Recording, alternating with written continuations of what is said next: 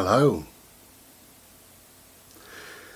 Okay, this is a mental health video, so if you're not interested, I'll see you in another one perhaps. I need to tell you about my recent experiences, just yesterday actually, and it's all to do with my bloody leg. Let me get closer. There you go, you can see me and hear me now. I'm having a quick slurpee. Cheers.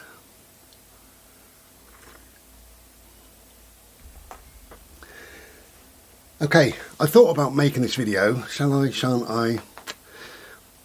I always like to be open and honest if I can in my videos, and I always think if they help one person, then that's great, as far as I'm concerned. So, that's the reason why I'm making it really. It's just to empty my head, to talk about panic disorder. If you've never heard of panic disorder, then you might be interested to learn. If you've been diagnosed with panic disorder, then probably this video is for you, although my panic disorder and yours are going to be greatly different in some ways. Okay, so anyway, I had a swollen leg a week or so ago. I went to the doctor and she said, you need some antibiotics, you got some sort of internal infection. So I said, thank you. That was that. I took the antibiotics. She only gave me 4 days, but they were quite strong apparently. So 4 days worth of tablets. Really made no difference whatsoever. And I finished them on I think the Monday or Tuesday. Might have been, whatever. I finished them and I left it for a day or two and carried on looking at it, and it was exactly the same. Really no difference. So I thought, well, I'm going to have to contact the doctor and see what they say. Anyway, I contacted them and I said, it's made no difference. I think maybe I just need some more antibiotics, perhaps. I don't know, but anyway, they phoned me and she said, the lady said, you need to come in and see a doctor. The doctor's requested that you see us again because I already saw them once, I said, okay, anyway, so I went up there. And it seemed very rushed to me really, everything, but I mean she took bloods out my finger and this little machine beeped and that told her something or other. And long and short of it is she thought I had a blood clot in my leg, and she said we don't want that suddenly travelling to your lung or your heart, so we need to get you in hospital, A&E now. And I said, oh, okay, well. Now, because I've got panic disorder, a lot of panic disorder means much heightened anxiety. A deep level of depression goes along with it. You feel very, very tired and you feel closed off to what life is doing really, and a bit confused, a bit foggy minded, I suppose, and you just want to close yourself down. What you want to do is come home and just go to bed, just forget everything somehow. So that's what that means really. But things started to happen quite quickly, and she made a phone call to the accident emergency and booked me in. And before I knew it, I was there having tests and bloods and stuff, and didn't like it at all. One thing I've learned over the years is just to be honest, right? If you're not honest, then you don't get what you want and need, and things are more difficult for you. So I am honest. Now, one of the things, she took the bloods. I saw the same nurse more or less throughout, so she was great, and she said, right, I'm just going to send these bloods off. She said, if you'd like to go and wait in the waiting room, and I said, great. Now, I'm assuming in my woolly minded head that I'm going to get the answers to whatever's going on in 5 minutes time. So I said, how long will that be? And she said, it's between 2 and 3 hours the wait at the moment for bloods. I said, no way. And she said, yeah. So I said, look, I can't sit in the waiting room for 2 or 3 hours. I have panic disorder, and I just want to go home. And she said, well, you can't go home until we've got the results, really, And I said, well, I understand that, but I can't sit in a hot waiting room full of other people and stuff. And she said, okay, what is it you want and what is it you'd like? And I said, well, I need to go outside. I need to go out in the cool air. Now, luckily yesterday it was pissing down with rain, but it was cool. So she said, okay, there's a parapet or whatever they call them, over the front of the hospital part. And she said, if you go over there, she said, would you like a tea or a coffee? And I said, oh, yes, please, I'd love a coffee, obviously. And she made me one from the nurses' teas and coffees, which was lovely of her. Nobody else got one. Everybody was drinking water. It must have been about 20 or 30 people probably in the waiting area. Maybe more. Yeah, maybe even 40 people. Quite a lot of people. Anyway, I couldn't wait in there, obviously, so I grabbed my Slurpee off her, thank you very much, and I said, I'll be outside. She said, can you just pop back about every half an hour, just pop back, just to let us know you're still here? And I said, well, I won't go home, because, I've got my Slurpee, and I've got access to the outside. I said, I won't be going home.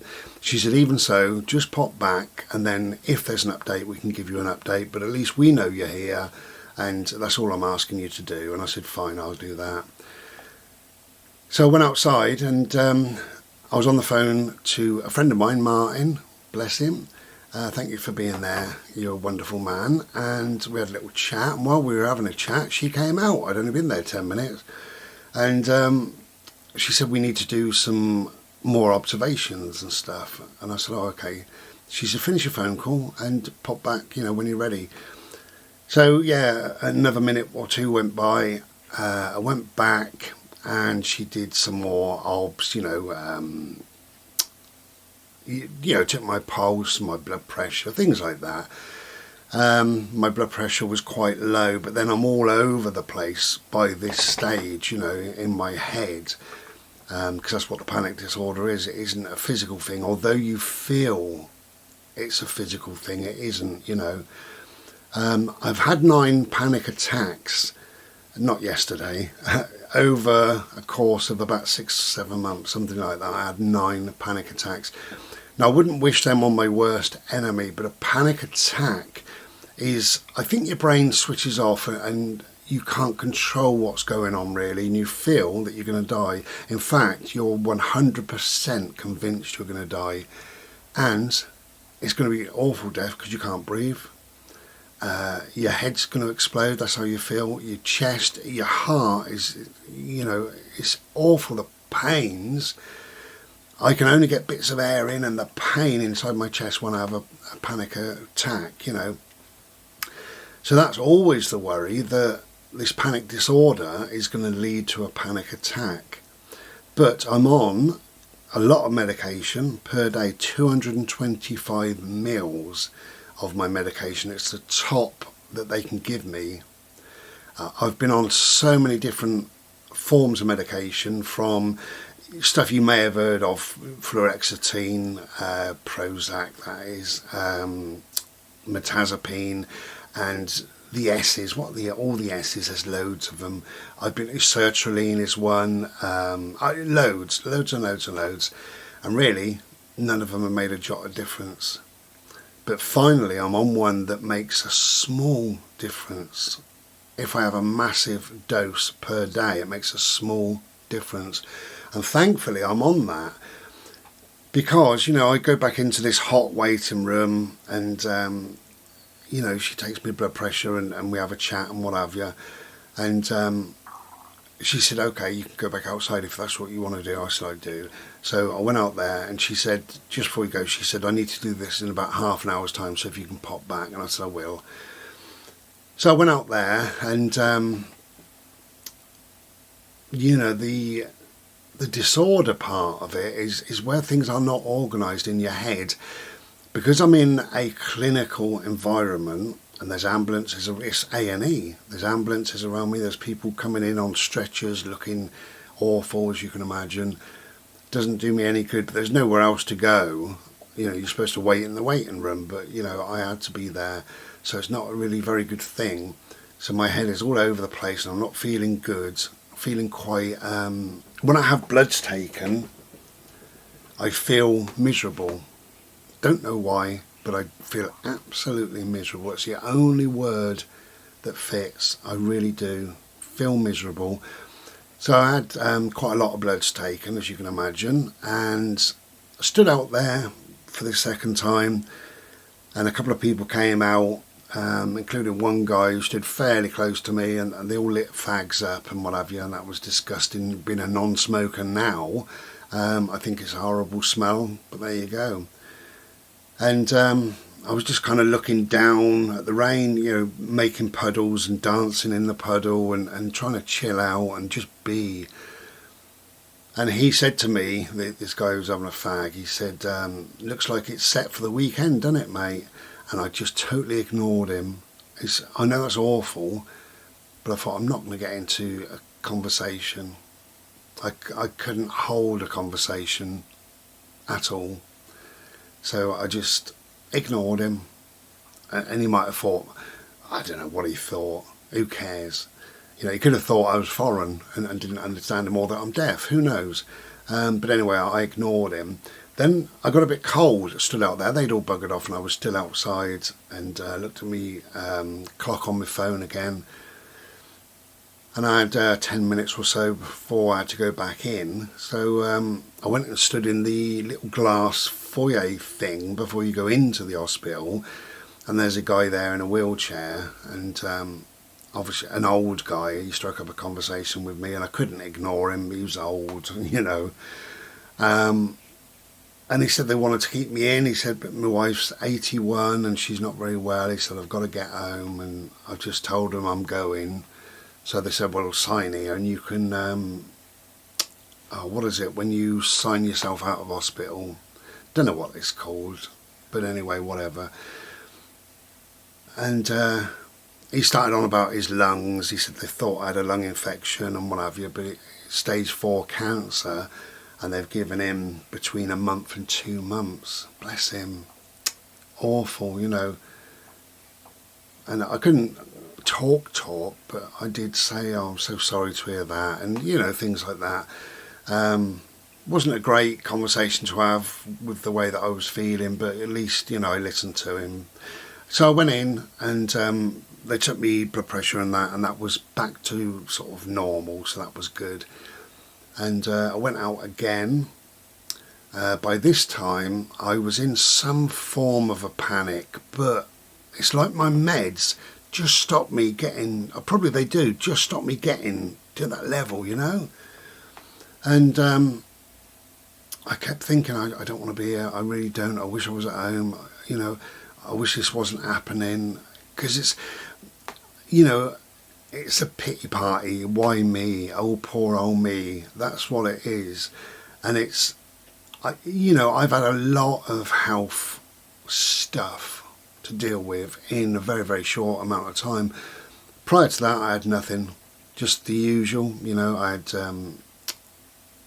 my depression that I deal with, and just general ailments, and you know, a couple of broken bones and things over the years, but nothing, you know, nothing sort of life-threatening. And what I've had is life-threatening. It's been life-threatening, you know. Anyway, so cut a long story short, I came back in, and to my surprise, the waiting room was empty bar 2 people. So I took a seat, and a different nurse came over, and she said, how are you feeling? Are you okay? And I said, yeah. I thought she was talking about the bloods and whatever. I said, have you got the results? And she said, oh, no, not yet. She said, you know, the other nurse has said you needed to go out. And I said, yeah, I do every now and then, just to have a, you know, fresh air and stuff. And she said, is there anything I can get for you? And I said, no, I'm fine now, thank you. You know, I just want to go home. And she laughed. So not long after that, probably about half an hour or so after that, so I'd been in hospital, doctors and hospital combined, for about 3 or 4 hours, I suppose, something like that, because I didn't get back till after 7, so that's 3, 4, 5, 6, yeah, about 4 hours. So not long after that, a different nurse called me, and we went into the office or whatever. What would they call that? Interrogation room, I don't know. Anyway, so we went in there, and I said, good news or bad news, straight away to her like that, and she said, it's good. And I said, oh, thank God, you know. Anyway, so I took a seat, and she said, right, we've got the blood test back. There is no sign of a blood clot whatsoever. There's nothing. There's no markers. There's nothing to give us any idea whatsoever. She said, and we can categorically now say there is no blood clot. And I said, wow, that's fantastic. That's what I needed to know. And she said, you've still got an infection there, so we still need to treat that. So she's given me 14. Give me 14 antibiotics, which is the same ones as I was on last time, but 4 days. So I take now 2 a day instead of 1 a day. Yeah, so 7 days worth of meds. Anyway, so panic disorder. That's that. I left fairly quickly, well, very quickly. I went to pharmacy, got my meds, and came home and cuddled my dog. And I felt devastated for some reason, just awful. And it's sad to see him. It's lovely to see him, lovely to have a cuddle, but sad that I've left him for so long. It wasn't my intention. I apologised to him, and made a Slurpee, and missed my bloody Friday night Chinese, and I went to bed. Just went to bed. I couldn't do anything else really. Anyway, that was it. So I've had quite a long sleep overnight. It's now Saturday morning as I'm making this, and I feel drained, I feel tired, I don't feel very happy, quite low in my mood, you know. But it's good news, and I've got to keep saying it's good news. You know, I've got to tell myself that. Well, that's great, that's good news. It was worth that bit of time in hospital to find out that it's good news. So that's good. And my oxygen levels, you know, they took my oxygen levels, so that's good. My pulse was reasonable, so that's good. My blood pressure came back to normal, so that's good. Everything is good. Everything was good, and they were lovely people, really lovely. So that's good. And it only took 3 or 4 hours. So if you think how many hours I've been on this earth, and I spent a couple of hours at the hospital, big deal. You know, but it impacts into me physically, mentally, every which way. You know, it upset my stomach yesterday. I couldn't eat food. I certainly couldn't have ordered a Chinese. And I laid in bed and my head is swirling and swirling and swirling. And I put some music on. Bodie joined me, bless him.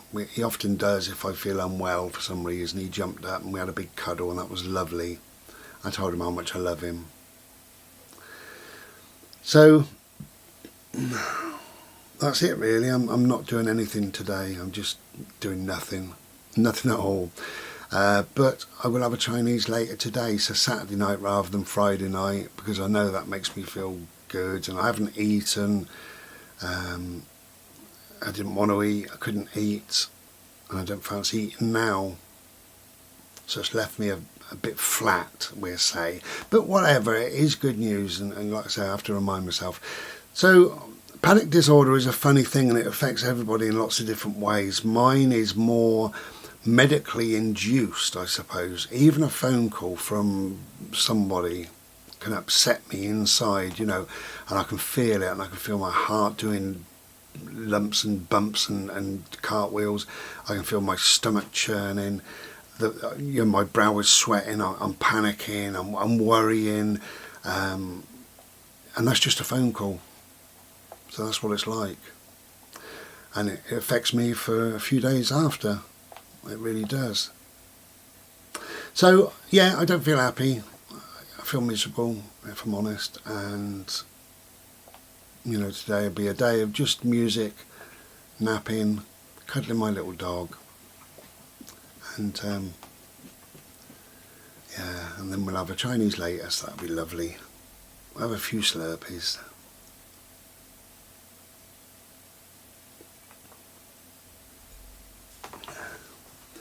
But if you are ever diagnosed with panic disorder or anxiety or depression, or you've had panic attacks and what have you, what I've learned is things go in waves. They really do, you know, and however you're feeling, if you're feeling terrible now, this time tomorrow or a few days or next week or next month, you may feel really good, maybe even on top of the world.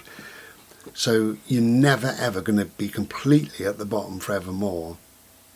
Things do get better, they will get better. Great saying is, this too shall pass, because most things do pass. And you know, however you're left feeling, just remind yourself that it's good. People care about you, people love you. If you've got heart disease, if you've got whatever, a suspected blood clot, whatever, people care about you. They want the best for you, and they're working on your behalf, and that's lovely. And you know, even now, like the following day, I got a bit of a headache. I can't concentrate in my eyes really. I just want to go to bed, and I probably will do soon. I just feel a bit, you know, but that's fine, because it's all good news, and they were lovely people. I met some great people, lovely nurses. They wanted the best for me, and they got the best for me. The best result is, it's just an infection, and it's still there. The infection itself, it just means my leg is red. It's nearly double the size of, no it's not. It's 4 centimetres bigger than the other leg, which is just over 1 inch, that's all. But when you look at it, it looks like double the size. So it's a bit red, it's a bit swollen, and it's sore to touch from the front of the ankle right up to just below the knee. It's quite sore. I've also got lymphedema, is it? I don't know. You press your skin, then you lift up, and you can see your fingerprints there for 10 minutes time. So I've got that. So it is quite infected. No reason why. It's just one of those things that sometimes happens. But you know, we're treating it with these bits and bobs. I've got to raise my leg every now and then, and try not to do a lot. So that's it really. But as I say, if you're ever diagnosed with anything, there's always a way through. You know, even, you know, lifelong depression, there's a way through. Heart disease, there's a way through. And a lot of it is how you think about it. You know, it's not the thing, it's not the process, it's not the news that you've been told. I got told some news, you've got cancer. That's terrible.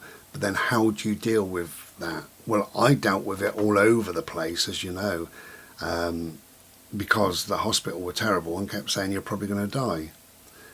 Yeah. So you imagine what that did to me inside, all the anxiety and all the rest of it. But ultimately, I kept thinking, I'm going to get through this. I'm too young to die. That was my go-to saying, I am too young to die. Now, of course, I'm not. You can die at any age. But I was telling myself, I am too young to die. I will get through this. And it doesn't matter how you are at the end of it. At least I've got a life, you know. And my life is very, very different since having cancer. Very, very different.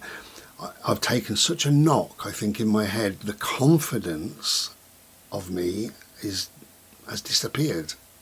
I'm confident at other things, I suppose, but it has affected me so greatly, and that's why this panic disorder has really stepped up. I wish it hadn't, but it has. I can't physically exercise because of my stomach. They cut through everything, including the stomach muscles and everything else. I get pains in there sometimes, but it is just what it is. I'm alive, you know. I'm alive. I can drink my Slurpee, eat me bloody chocolate, cuddle my dog. We can bimble slowly. I will never be able to run. I'll never be able to exercise a great deal. You know, it is what it is. But I'm alive, you know, so whatever you get diagnosed with, there's a way through. That's what I believe. In fact, I know there's a way through. For me, for you, for everybody. Okay. we'll be back with a happier video. But there's a premiere on the 27th. If this goes up before the premiere, then the 27th is the premiere, 27th of July. But this probably won't go up until August, because I think I've got a couple of videos waiting to come up. It might do, we'll see. Anyway, take care and be well. Ta-da.